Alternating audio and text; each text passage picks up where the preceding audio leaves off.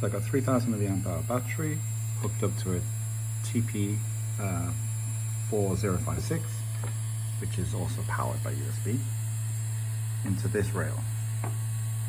This is a DRV8833. It's getting battery voltage and ground from the battery, and these two pins go to an Arduino.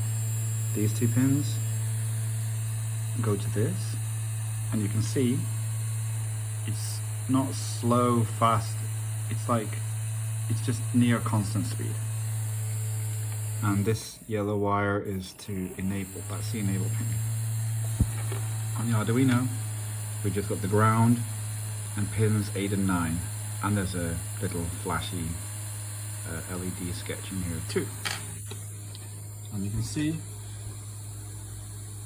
as it goes down to about 120, it stops and then starts again, and it bounces off to 155. It gets to about 120, so it turns off and then it turns back on, because it goes back to 120, goes back to 128, and then it goes back to 255, back, and then goes ping pong between the two. And you can see that 128 is roughly the same as 255. There's just no difference between them. And the code for this is really quite simple. Just enable the pins,